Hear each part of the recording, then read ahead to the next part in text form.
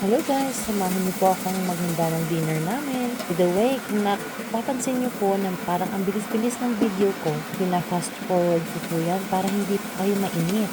Most of this naman po ay nakita niyo na lagi sa mga videos ko. Kaya hindi na rin po siya bago, bilis na rin tayo, di ba?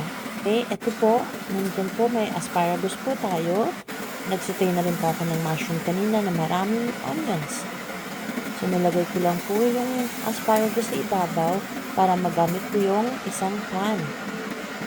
Kasi po, ako po ay mag-prito naman or magba-browning lang ng pork. So, ganyan lang po, konting oil lang po tayo. Makakaluto po talaga tayo kahit konting oil lang. So, hindi naman talaga kailangan ng deep fry. Meron po tayong rice dyan. So, ganyan po. Ganda po talagang gamitin ang cast iron. Hindi nyo na kailangan ng marami talagang oil. Sa marami pong good benefits ang gamit po ng cast iron sa pagluluto. Anyway, ipapaliwanag ko na lang po sa inyo next time. So, ganito lang po siya kadali. On lang po yung both sides niya and tama na po yan. Tinakipan ko lang po siya saglit. At ayan, nagprepare na ako ng rice.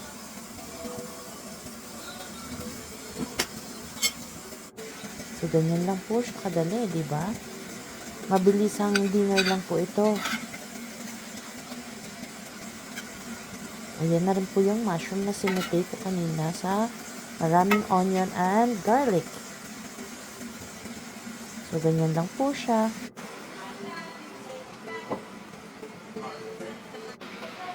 At syempre si Adeline, siya po laging katulong ko or kasama ko lagi mag-prepare ng table. Tapos dyan po siya naka-assign every meal namin. At ito, ini-slice ko naman para kay Adeline. Pork lang po, tsaka asparagus, tsaka rice yun sa kanya. So, hindi po kasi niya kinakain ng mushroom. So, ganyan lang po. I hope nagustuhan niyo po yung aming dinner. At makatulong po na magkaroon kayo ng idea ng mga lulutuin niyo rin po. Maso-surpresa po ba kayo na si Adeline dito ay nagkakamay? Yes, gustong-gusto niya po yan. Siya pa po nagtatanong sa akin, bakit hindi daw po ako magkamay? Na Filipina naman daw ako.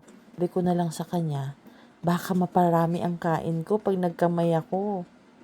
Katulad lang niya, o di ba? Ang sarap talaga ng kain niya. Salamat po for watching.